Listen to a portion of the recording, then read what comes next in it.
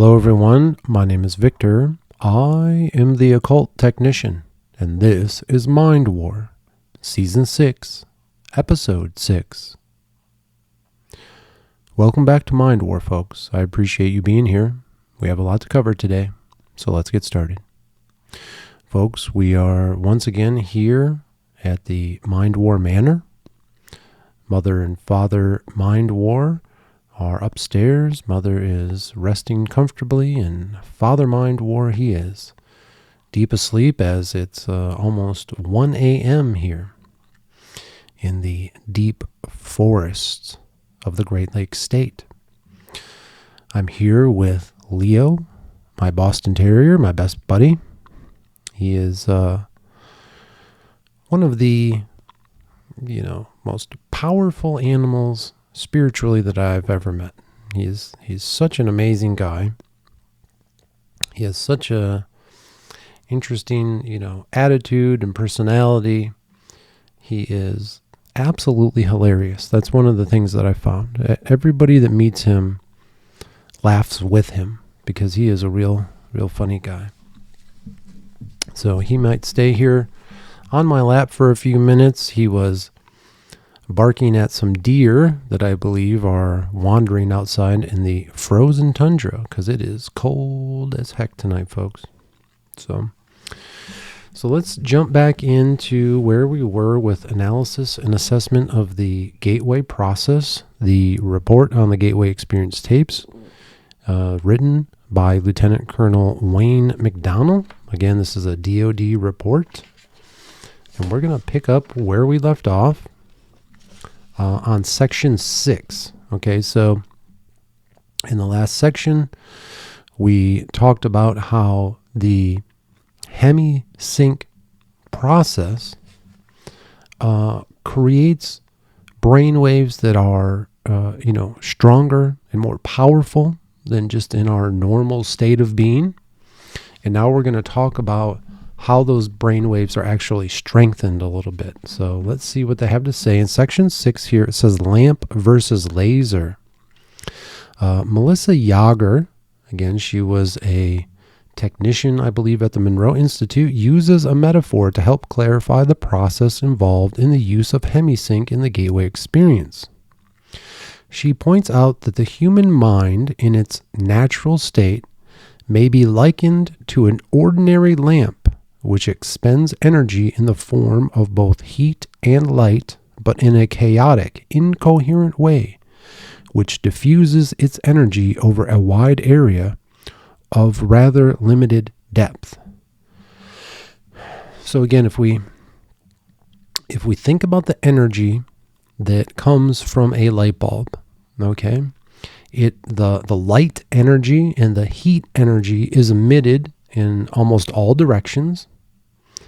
The light from a lamp usually doesn't go very far. If you put a lamp in the middle of a dark yard, it's only going to light up so much, right? And it's, again, that energy is diffused in all directions. It's shooting out from the lamp in all directions. So it provides that light in that heat in multi-direction, and it serves a purpose for us, of course. But when it comes to the power that light and heat can actually be, it's very limited. So let's go on here. It says, on the other hand, the human mind under the discipline of hemi-sync acts after the fashion of a laser beam, which produces a disciplined stream of light. The stream of energy is projected with total coherence of both frequency and amplitude, such that the surface area of a laser beam contains billions of times the concentrated energy found in the similar surface of the sun. So, when we listen to the hemi-sync tapes, or when we use the hemi-sync process, I should say, right? And we are synchronizing the left and right hemispheres of the brain. Basically, what we're talking about here is the brain wave energy, the ability to focus our mind becomes laser-like. So instead of being that lamp, which we are throughout most of the day, right, where we're just kind of going along and getting along, and we're dealing with inputs from all of our senses, right? We're dealing with not only the physical body that we have to worry about, but then the logical side of our brain might be worrying about bills that we have to pay or projects that need to be completed. And that often diffuses our brainwave energy and kind of weakens it in a way. But when we listen to the tapes and we take that conscious time to focus our mind through the training that we do in the tapes, our brain waves and our thought processes become laser-like. And again, when we talk about intuition, what better than having a laser-guided scope on our firearm? The gateway assumes that once the frequency and amplitude of the human brain are rendered coherent, it is possible to begin accelerating both so that the human mind is soon resonating at even higher vibrational levels. The mind can then bring itself into synchronization with more sophisticated and rarefied energy levels in the universe. The mind, when operating at those increasingly rarefied levels, is assumed to be capable of processing the information thus received through the same fundamental matrix by which it makes sense of ordinary physical sensory input to achieve meaning in a cognitive context. Okay. So we are going to render the frequency and amplitude of our human mind. We're going to strengthen it through the work that we do here. And it will be resonating at higher vibrational levels. We hear about this vibrational energy and these vibrational levels all the time. We hear about it so many different ways. What we're talking about here is, again, that focusing of the mind. We are getting to higher vibrations because we are focusing, right? The mind can bring itself into synchronization with more sophisticated and rarefied energy levels in the universe. Okay, so we are elevating our mind to what the author here says are sophisticated and rarefied energy levels that are out there in the universe. I'm not sure exactly what he's talking about. I mean, it would be amazing to know if there, is there a scientific way to describe what he's saying here? These rarefied energy levels of the universe?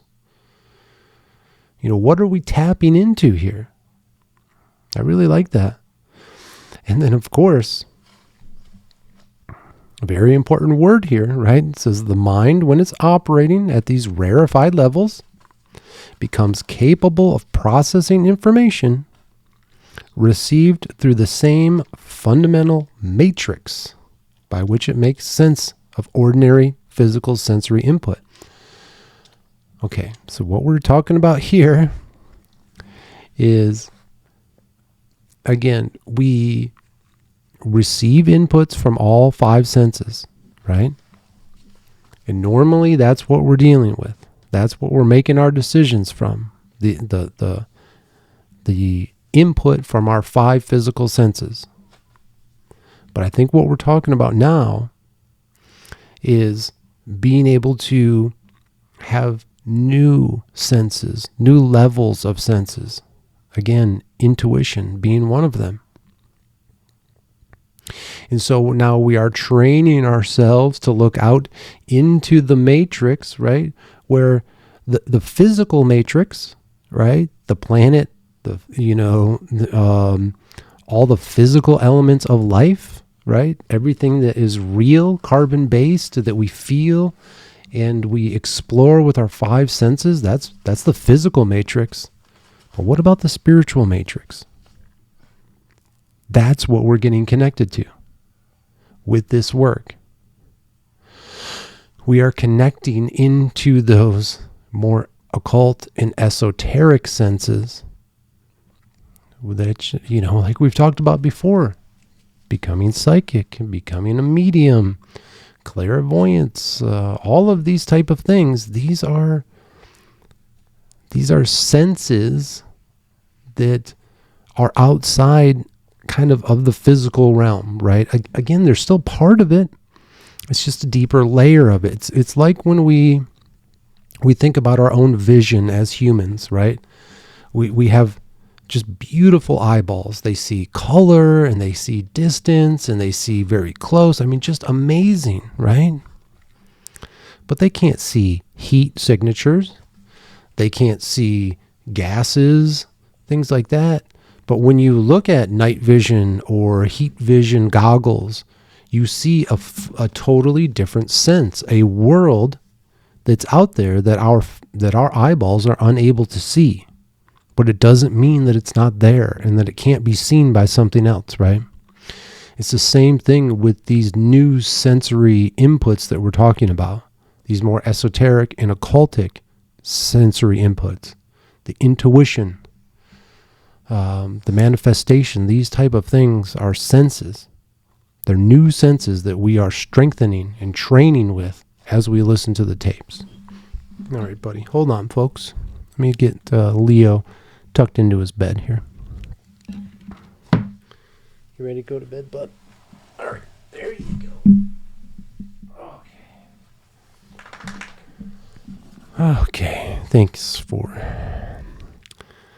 Let me take a second there, folks. Leo's walking over to our comfy little bed with our soft, pillowy, white fleece blanket. He's making his little nest over there while we continue on here.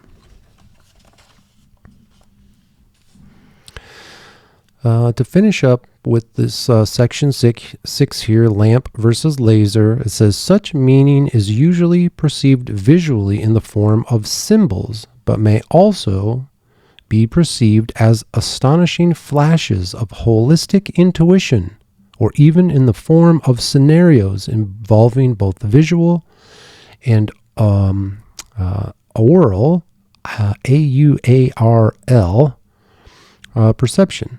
The mechanics by which the mind exercises the consciousness function will be addressed in more detail later in this paper. Okay, so as we train these new senses, these new ways of perceiving, right? This intuition, these kind of more occult senses that move away from just the 5 physical senses. We're going to perceive them in, the author says, astonishing flashes. So you may get a quick flash or burst of information. Again, that's often how intuition feels. You get that gut feeling. It's that flash of hot bubbling in your stomach going, what is happening? What are we doing? Be careful, right? Or holistic intuition. We're going to, again, as part of our senses, we start to sense the things that are going to heal us, again, that's that trusting in yourself. You know the things that are poisoning you, that you are putting in your body, that you are putting on your body, that you are doing to yourself, right? This part isn't even magic. I mean, you just know. You eat certain foods and you feel sick, okay? It's very simple. But there can be deeper levels of that holistic intuition. And it's interesting here.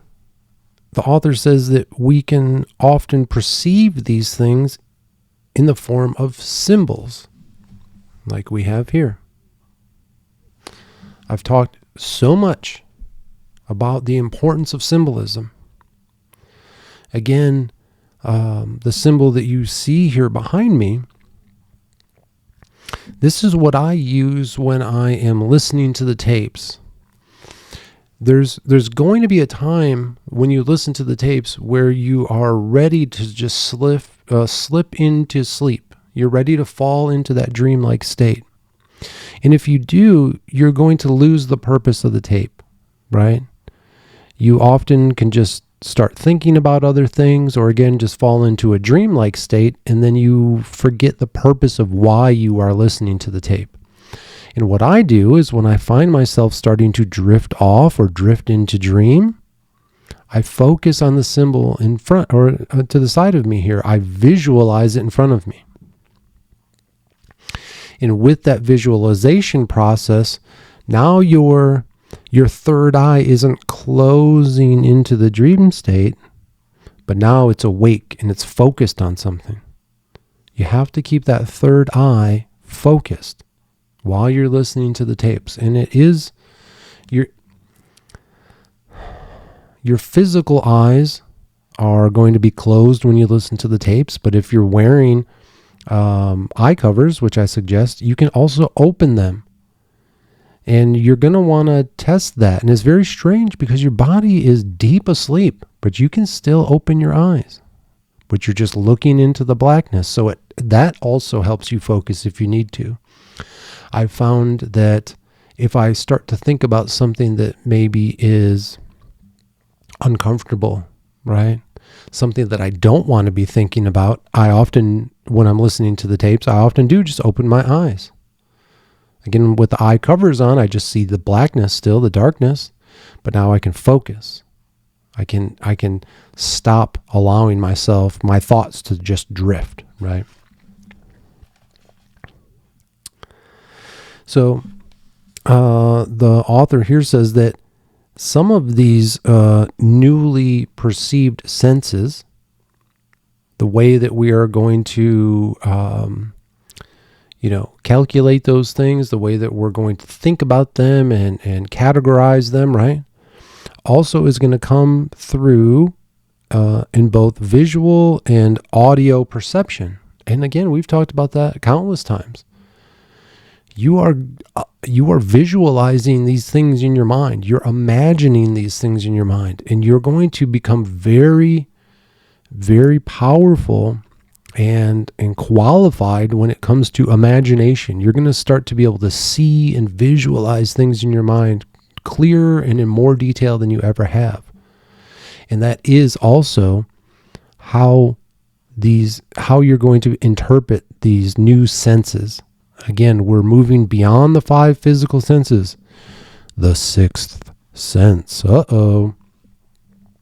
I think the 6th sense is just a moniker for all of these new senses, these occult, esoteric abilities of perception that we're working on, right? And again, a lot of it is through that visualization. You're going to see things. You're going to create things in your mind. You're going to visualize the things that you want to build, and then you're going to build them. And so now we move from your imagination to reality, and it's a beautiful thing when it occurs. And then they finish off to say we'll dive much deeper into that later on in this report. So again, that was section 6, lamp and laser, from analysis and assessment of the gateway process. This is that DoD report on the gateway experience tapes, often kind of mislabeled as a CIA report. I believe the CIA simply authorized the release of this report, but they didn't write it or participate in writing. Again, it was a DoD report. So again, a more subdued episode today because we are here at the Mind War Manor. Not as much hollering and yelling. And we will just move right in. We're going to move right into our deep dive here of Wave 7 Voyager Tape 6, Messages from Beyond. And I tell you, folks, this was an amazing experience. Okay, so I want to start by saying, excuse me, let me have a little sip of iced tea at 1 a.m. This isn't going to be good a few hours from now. when I am wide awake and unable to sleep, but that's okay.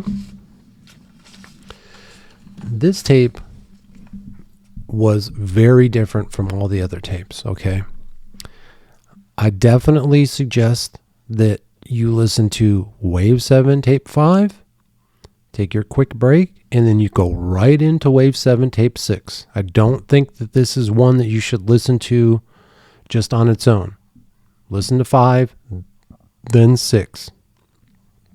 Wave 7, Tape 5, like we talked about in the last episode, was our training. Now we're going to put that training into play. We're actually going to do it here in this tape. And here's what happens. Excuse me again. There is no preparatory process in this tape. There is no energy conversion box. There is no resonant energy balloon. There is no counting from focus 1 to focus 27. No affirmation. None of that. None of that occurs. This tape, it starts off, I believe, again, with the sounds of the waves. And within moments, somehow, you're just there in the garden. You're just there in the reception center. There's no, the whole preparatory process is gone. It was amazing. It just happened. And the narrator, we're going to read through this, uses these tools that are completely different that we've seen before. And it's amazing how it happens. So let's begin. Wave 7, Voyager, Tape 6, Messages from Beyond. The narrator says this: "You hear my voice clearly. You hear and understand my voice very clearly. You hear the sound of the ocean now, birds in the air, and the surf gently laps the shore. You stand on a warm, sunny beach. It is a place familiar to you. Feel the sand under your feet. Feel the warm sun. Feel the gentle wind in your face. Relax and feel calm and comfortable." Now, having lived in Southern California for 20 years, I spent countless days on the sunny beaches of Southern California. Absolutely beautiful. Some of the best times in my life. It was very easy for me to visualize this because I had done it countless times. Okay. So there I am, visualizing myself standing on the beach. I can feel the sand under my feet. I can feel and hear the waves lapping upon the shore. And I can feel the warm breeze, or actually the cool breeze blowing in and cooling my skin from the hot sun that was beating down on us. I mean, I was right there. Again, this tape happened so quickly. And the narrator just so gently walks us into this visualization technique. It says, "Now that you're relaxed, feel in your mind as I reach for your hand. You are moving higher and higher. Your awareness is expanding more and more." Okay. So the narrator now says, "I'm going to reach out and take your hand." And we heard about this. All right, sorry about that, folks. I had to blow my nose. The narrator reaches for our hand. We've heard about this in the books. Monroe talked about this several times, how he would meet these spirits and these guides who would take his hand. And that's exactly what the narrator does. And because we've read through the books and because we've visualize these things in our minds as we're reading the book, it was very easy, right? The narrator,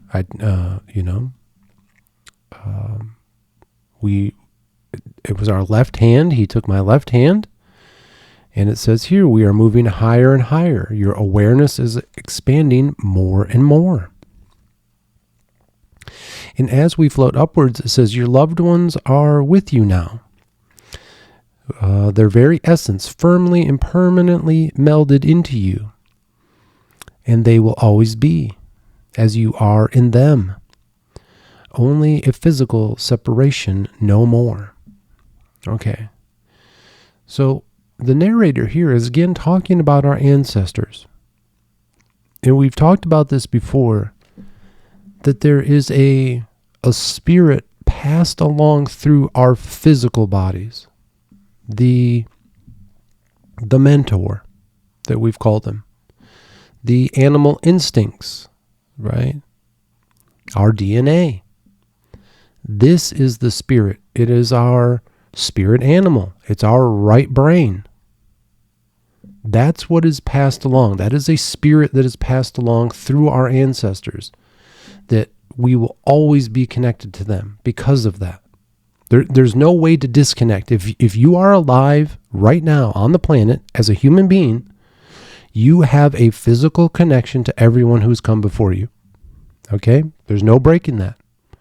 No one can take that away from you. It's different than our conscious spirit, that when we die, it floats away. It's our consciousness, it's our soul that floats on and moves on.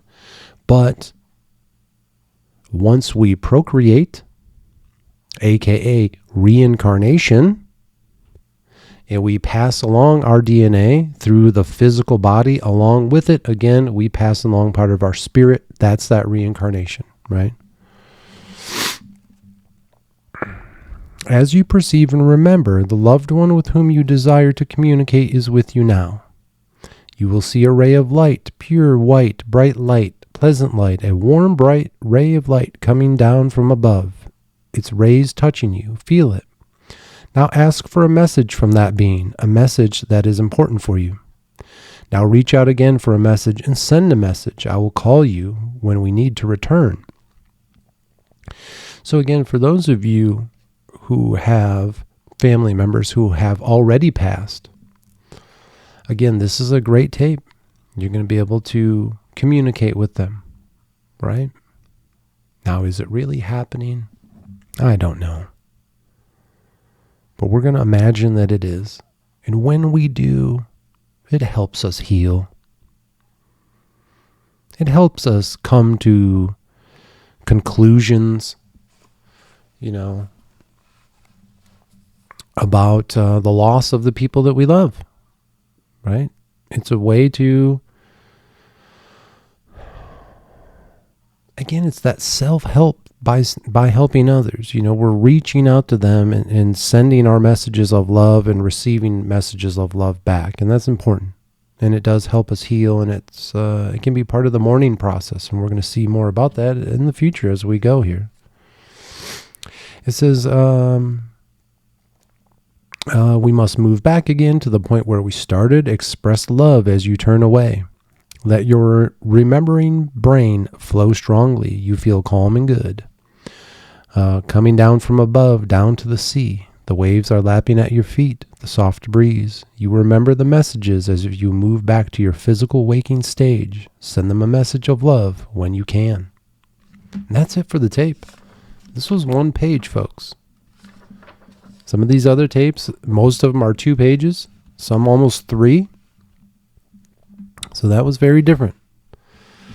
And now we're going to listen to the voice message that I recorded right after listening to the tape.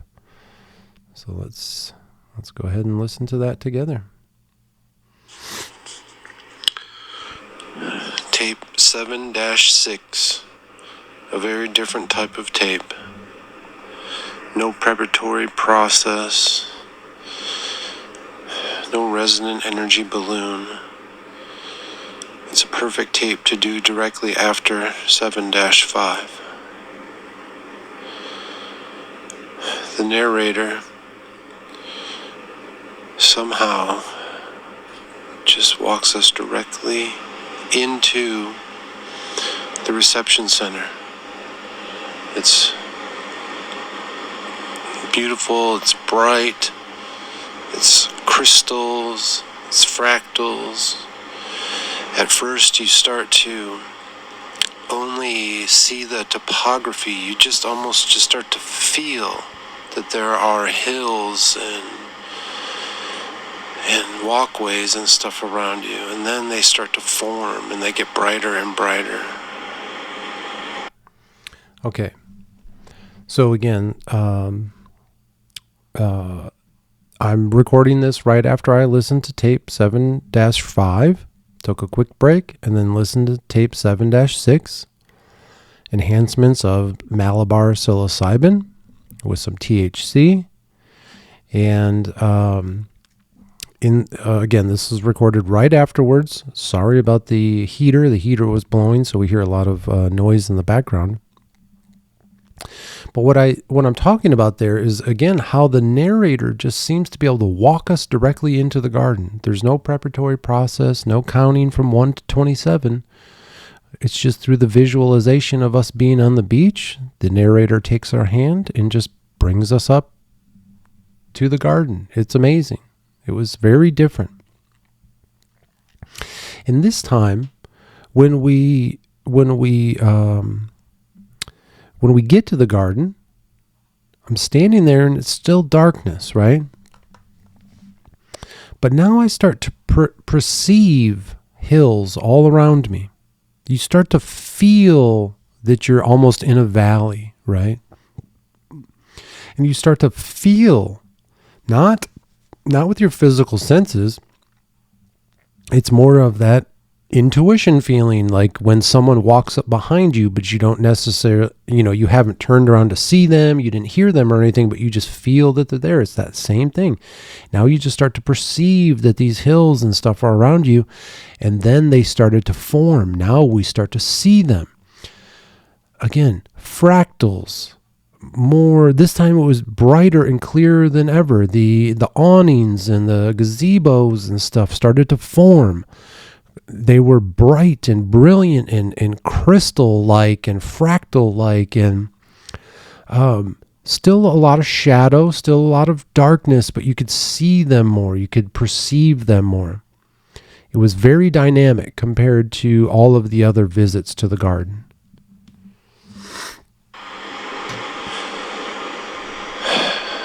And through this, I could hear my mother's voice calling my name. So again, with these last two tapes, the focus and the goal was, to help my mother when the inevitable occurs, to help guide her into the afterlife, right? And so, again, with the last tape and this tape, focusing on Mom, saying her name in my mind over and over, visualizing her when I needed to, if I felt myself drifting off or whatever, right? But really staying focused. So now we make it into the garden.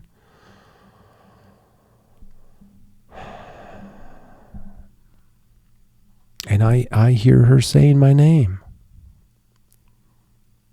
I mean, crystal clear audio. I hear her saying my name. In her young voice, right? From when I was a little boy. I could hear her voice calling my name. It was amazing.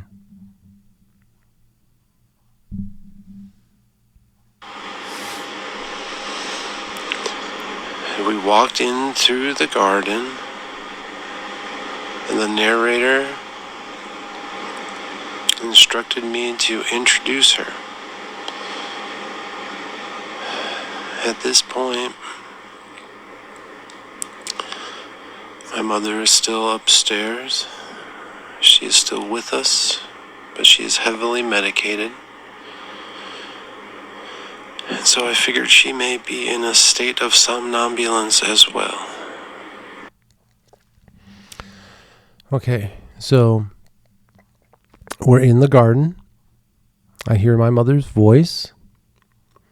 We meet together in the garden, and the narrator says, okay, you need to introduce your mother to someone who can help her, right? The same exact way that we did in tape 7-5 in our training session, right? Now, at this point in my mind, I kind of realize, oh yeah, Mom's upstairs and she's heavily medicated right now. She may not be asleep, but she may be in a state of somnambulance the exact same way that I am. Kind of a,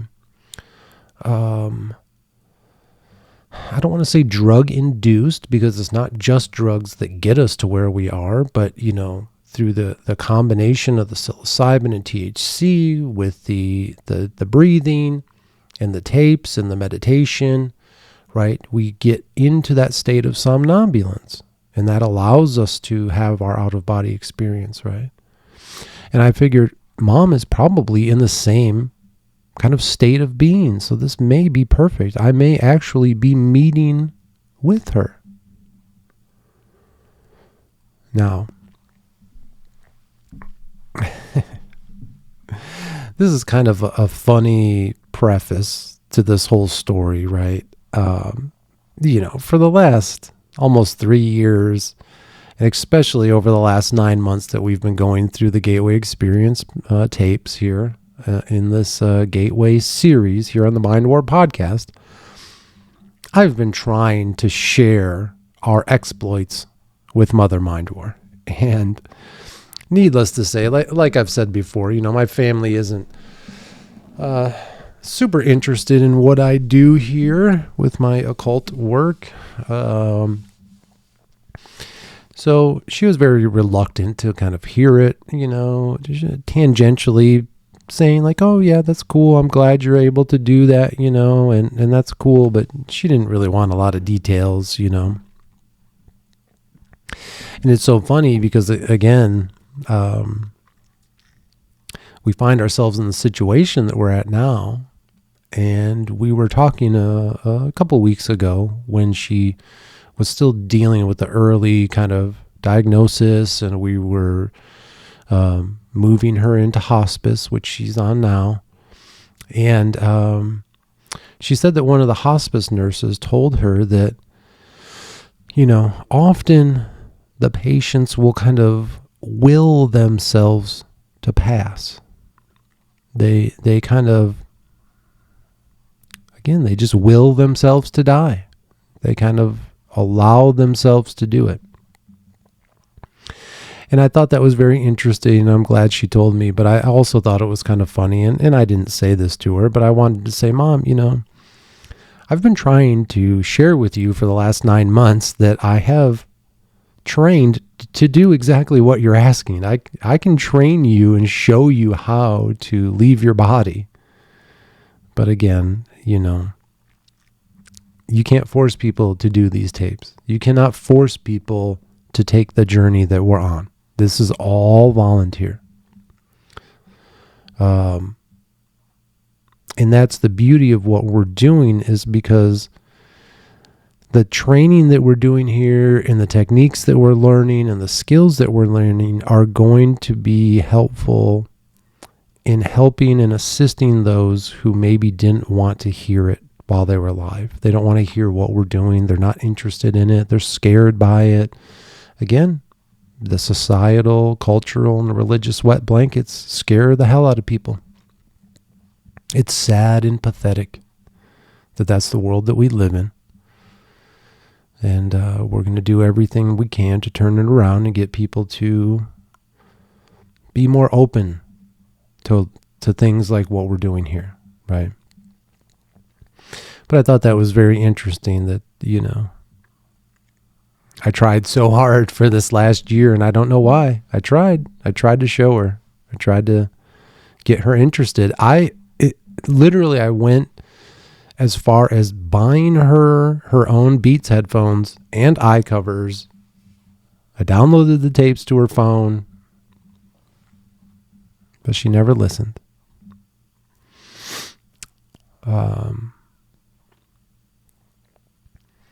But that didn't stop the training.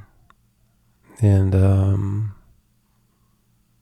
basically what I think is happening, and what we're hearing here on this tape, is that, again, Mom is upstairs, heavily medicated. I believe she was probably having an out-of-body experience, same way that I was downstairs here through the enhanced psilocybin and THC while listening to these tapes. And I believe our spirits met together in the reception center. And so she may not have wanted to consciously do these things. But now that she is again in that state of somnambulance, I believe that we met together, and we're gonna continue on here and talk about what happened for the rest of this tape. So I figured this would be a good time to introduce her, as the narrator instructed to do. The narrator said to introduce her to someone at the reception center. And of course, who better to ask than Robert and Nancy Monroe? That's right, folks. As my spirit, my out-of-body spirit, my second state body, my spirit body was in the garden, there with my mother, who I believe at the same time was also having an out-of-body experience because of her heavily medicated state. We were standing there together in the garden, and the narrator says, again, just like we learned in tape 7-5, you need to introduce this spirit that you're working with, this person you're working with, you need to introduce them to someone here in the garden who can assist them. And I figured, who better to ask than Robert and Nancy Monroe? And so sure enough, as soon as I thought of them, they appeared there in the garden, standing with us. And I introduced my mother to Robert and Nancy Monroe while we were in an out-of-body experience state in the garden, the reception center that we go to after we pass away.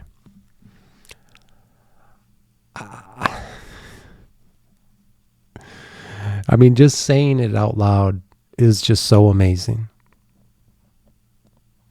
That's what I experienced. That's what was happening in my mind. So let's continue. So there they were, bright and shining. I introduced them to my mother. Then the narrator came back on and said, send one more message, and I'll return with you when I'm ready. And so I just very clearly this time said, Mother, this is Robert and Nancy Monroe, the creators of the Gateway Experience tapes. They're the ones that have taught me all of the things that have got us to this point today.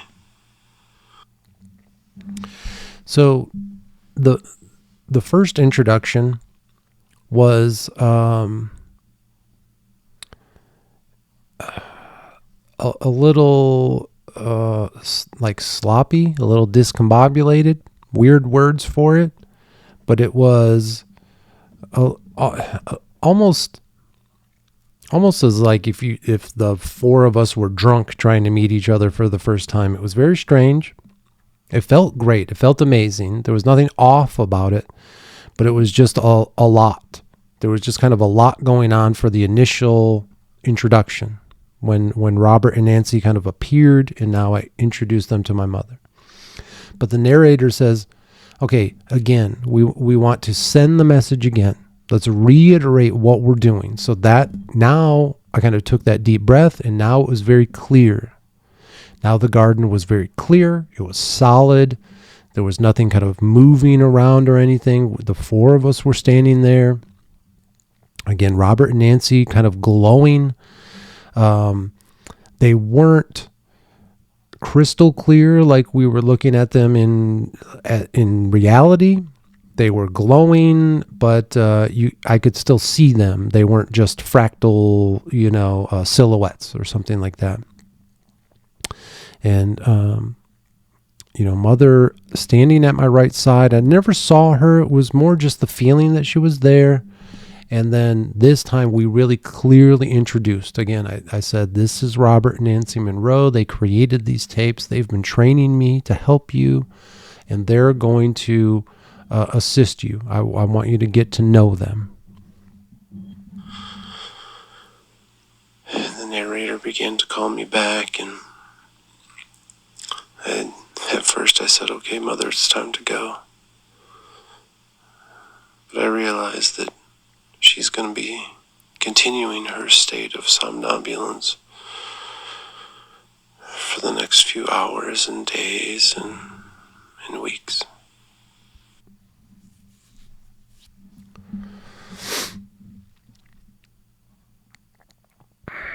So when the narrator calls me back, my first thought was, okay, Mom, it's time to go. We got to go back now. But then I kind of realized, well, wait a minute, she's not listening to the tapes with me right now. She's not going to hear the narrator count back and tell us to wake up, right? Which never even happened in this tape. But I kind of realized, Mom's in a state of somnambulance. She's going to be in this state for the rest of the night, basically. Why bother her? Why bring her back? Why don't I just let her stay here? And so that's exactly what I did.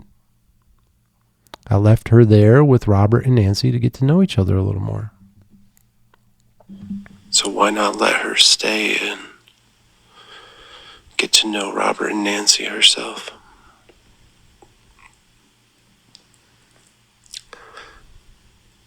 It'll be interesting to see if she remembers any of this tomorrow.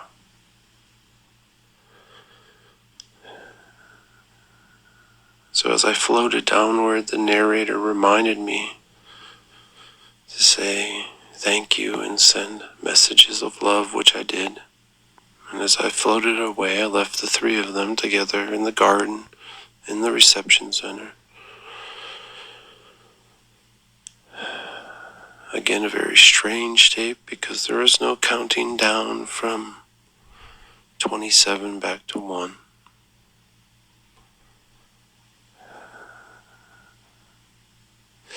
The narrator just reminds us that it's time to wake up.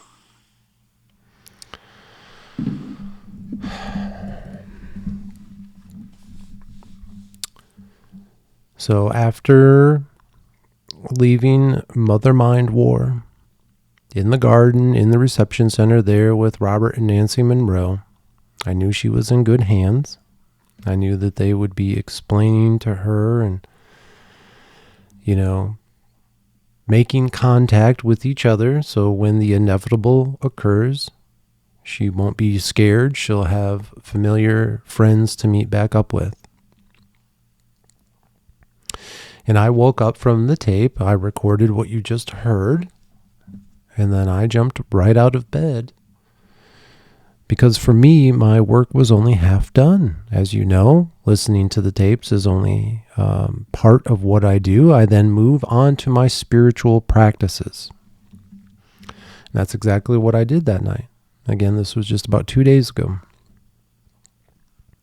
So as part of my spiritual practice, I usually have a little dish, and I place a candle in the dish, and then I fill the dish with water and then light the candle.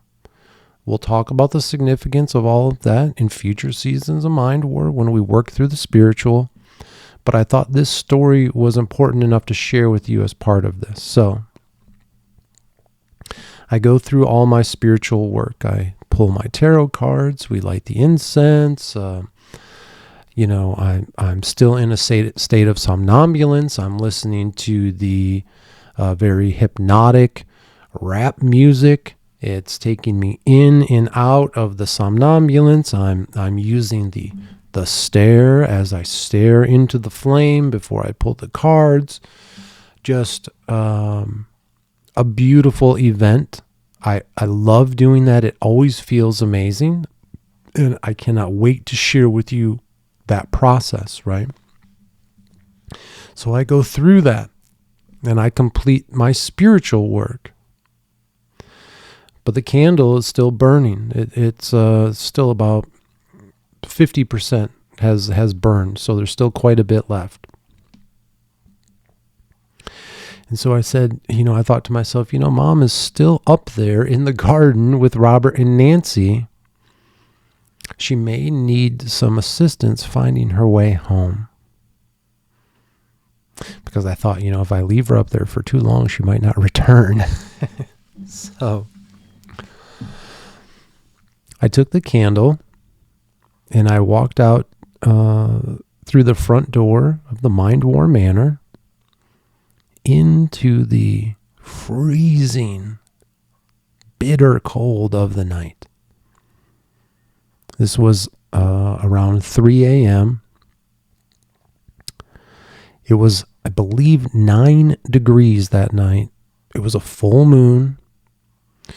And it's beautiful here in the Midwest when there is a full moon on a night that is very heavily overcast, right? Very cloudy. I couldn't see the moon at all. But what happens is the clouds in the air, that overcast that hang over our heads, that during the day are just gray and kind of dreary.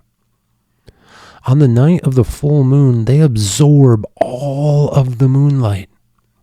And the entire world is lit up so bright, but it's the middle of the night. I look out into the forest around the Mind War Manor. There's not a single leaf on any tree. Just these dark, jagged trees shooting up into this bright, brilliant white sky. And the light is reflecting on the snow underneath, and I love walking through the forest on nights like this. It's so bright and brilliant. I was telling Father Mind War about it, the beauty of the moonlight as it hits the overcast clouds, and he jokingly said, "Well, that doesn't sound like it's a night to attack. We should probably do our attacking on the new moon." And I said, "Yes, sir, of course, that's what we do." So I had taken the candle out and I set it on the front porch. There's a beautiful brick walkway that leads up to the front door of the Mind War Manor, and I set the candle out there. And I stepped back into the house, and I sat at the foot of the stairs and looked out through the front door. The front door has this beautiful kind of stained glass, pane of glass, right? And so as I look through the glass, I can see the flame from the candle flickering, and it's just lighting up the kind of crystal shapes and everything in the door. And I just sat there for a while, just waiting and just thinking about Mother Mind War and what she was doing up there in the garden. And I just kind of sent a message out, just as the instructor said, send a message when you're ready. I kind of sent a message out, and I said, "Mom, whenever you're ready to return, I put the candle out there for you so you can find your way back home." And so I sat there and I sat there. And folks, what I'm about to tell you, again, a coincidence? I don't know, man. But I sat there, and at exactly 3:33 a.m., as I am sitting at the foot of the stairs, Mother Mind War's just upstairs, just a few feet away. As I'm looking through the door at the candle at exactly 3:33 a.m., that candle finally burnt out. In the exact moment that it went dark, I heard Mother Mind War snore so loudly. She would be so embarrassed if I told you this. But as soon as that light went out, I just heard, and she just took a deep breath. And then I started hearing her snoring. I think at that exact moment, she returned back from her little journey.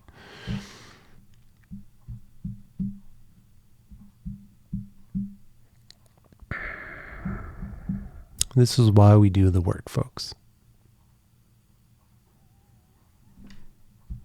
This is exactly what I'm supposed to be doing right now. Assisting my mother through this process, not only here in the physical, but also in the spiritual realms. And that's exactly what I did. And that's exactly what you're going to be able to do for your loved ones as well. It's why we do this work. It's why I come down here week after week, month after month, year after year, sharing these stories with you.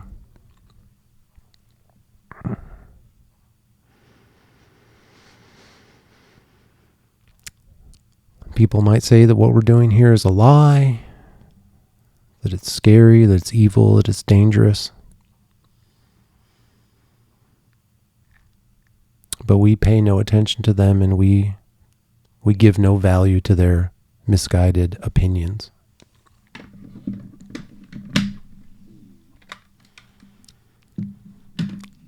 There is no fear here in the mind war. That's why we continue to fight.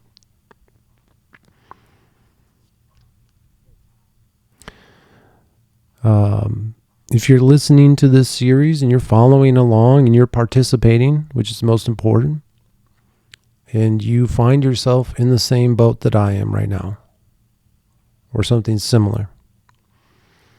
Again, as you know, one of our only rules is to have your own experience and share it with others. Again, if you're going through something like this and you need someone to talk to, you know where to find me. I got plenty of social media out there. The Occult Technician, at The Occult Technician on Instagram, YouTube. Right? You can email me at theocculttechnician@gmail.com. There's ways to get a hold of me. And I would be glad to communicate with you and answer any questions that you have. And most importantly, just listen if that's what it needs. Because for me, it's very therapeutic coming down here and sharing these stories with you. I do it because it helps me, but I also do it because I know that it's going to help you.